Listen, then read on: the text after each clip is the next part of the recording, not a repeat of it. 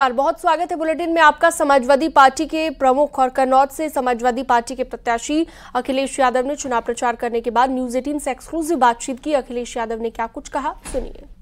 नामांकन कराने के बाद समाजवादी पार्टी के राष्ट्रीय अध्यक्ष अखिलेश यादव ने आज अपने क्षेत्र में 12 वर्ष बाद धुआंधार प्रचार किया। 50 से ज्यादा जगहों पर उनका स्वागत हुआ। 10 घंटे तक ये रोड शो चला और हमारे साथ है सर। 10 घंटे का रोड शो, कैसे देख रहे हैं अपने चुनाव को सर? देखिए, इस क्षेत्र में कोई हम लोग नए नहीं हैं और इस क्षेत्र में जितना भी विकास या आसपास जो काम दिखाई दे रहा है वो समाजवादी सरकार में बना है। कभी नेताजी ने शुरुआत की थी, वो विकास जब हम लोगों को मौका मिला तो और आगे बढ़ाया। भारतीय जनता पार्टी के लोगों ने तो केवल विकास रोका है, यहाँ की खुशहाली रोकी है, यहाँ के बड़े बड़े प्रोजेक्ट रोके हैं। आज जनता के बीच में उनके पास कहने के लिए क्या है? अगर उनसे सवाल पूछा जाए कि कभी बीजेपी ने कहा था कि किसानों की आय दोगुनी होगी, किसान इन्हें वापस कर दे रहे हैं और कई जगह अपमानित होना पड़ रहा है बीजेपी के लोगों को।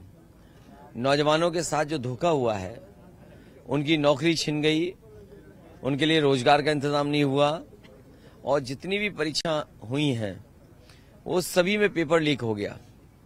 अग्निवीर जैसी आधी अधूरी नौकरी और पेपर लीक वाले तो हैं ही परेशान। केवल नौकरी नहीं छीनी सरकार ने, इस सरकार ने नौजवान का और आने वाली पीढ़ी जो है उसका 1/3 जीवन खराब किया है। इसीलिए पश्चिम से पहले दूसरे चरण में इन्हें खिलाफ मतदान हो रहा है। और सबसे बड़ा सवाल यह है, जो लोग संविधान बदलने की बात कर रहे हैं, इस बार देश की जनता ने मन बनाया है कि वो सरकार बदल देगी। जनता डबल इंजन की सरकार, जो अपने आपको डबल इंजन का दावा करते थे कि डबल इंजन की सरकार है, अभी बड़े बड़े होर्डिंग लगे हैं, उसमें एक इंजन गायब है और हो सकता है बहुत जल्दी जनता दूसरा इंजन भी गायब कर दे। सोचिए आप, जिसके लिए वोट मांग रहे हैं उसकी होर्डिंग पे जगह नहीं है। इसका मतलब बीजेपी खुद ही स्वीकार कर चुकी है कि वो हार गई है। जिन चेहरों को लेकर के उसने जनता के बीच में भेजा है, उन चेहरों से वोट नहीं मिलने वाला है, क्योंकि उनका व्यवहार, उनकी बातचीत करने का तरीका, उन्होंने जिस तरीके से अधिकारियों को डराया धमकाया समय समय पर, और खासकर कन्नौज के सांसद तो और कमाल के हैं। इन्होंने किसी को नहीं छोड़ा जिसको अपमानित न किया हो।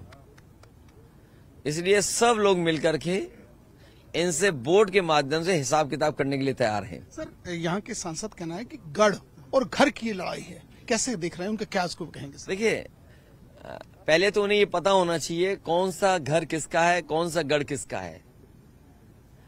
अगर वो कन्नौज का ये दावा करते हैं कि उनका घर है, तो मैं उन्हें याद दिलाना चाहता हूं बीजेपी के लोगों से कि लोहिया जी का घर रहा, ये नेताजी का घर रहा, छोटे सिंह यादव जी यहां से चुने गए, प्रदीप यादव चुने गए, डिम्पल चुनी गई। यहां की जनता ने मुझे मौका दिया। ये बताएं, घर का सर्टिफिकेट कहां बनेगा? उनके घर पे तो नहीं बनेगा, उनके घर पे तो सर्टिफिकेट नहीं लेने जाऊंगा।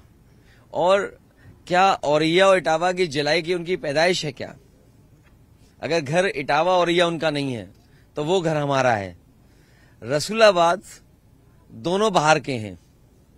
रसूलाबाद विधानसभा में मैं भी बाहर का हूं, वो भी बाहर के हैं, तो अब रसूलाबाद की जनता को क्या कहेंगे? इसलिए इनसे कहो, इसे छिपने की कोशिश न करें। जैसे देश के प्रधान सांसद आपकी होर्डिंग में तस्वीर नहीं लगा रहे, क्योंकि वो जानते हैं कि अगर आपकी तस्वीर लगा दी तो वोट कम हो जाएगा। पहले तो एक काम करें, दिल्ली से जो बड़ी बड़ी होर्डिंग बन के आ रही हैं प्रधान सांसद की, उसमें अपने लिए जगह ढूंढ लें।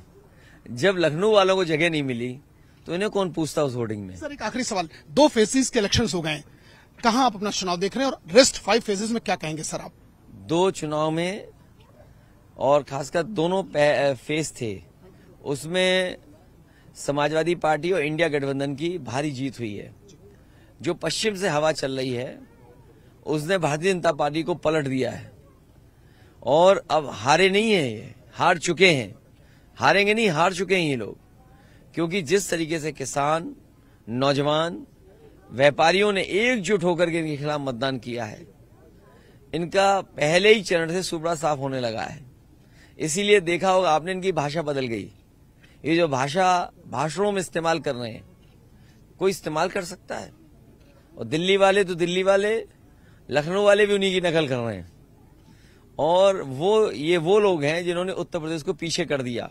इस बार पीडीए के साथ, और पीडीए परिवार इन भारतीय जनता पार्टी का सफाया करेगा, इन्हें हटाएगा। और संविधान को बचाने के लिए जो लड़ाई छिड़ी है, एक तरफ वो लोग हैं जो संविधान को बचाना चाहते हैं, दूसरी तरफ वो लोग हैं जो संविधान को खत्म करना चाहते हैं। एक तरफ रक्षक लोग हैं संविधान के, दूसरी तरफ भक्षक लोग हैं। इसलिए संविधान को बचाने के लिए जनता इनको हटा देगी।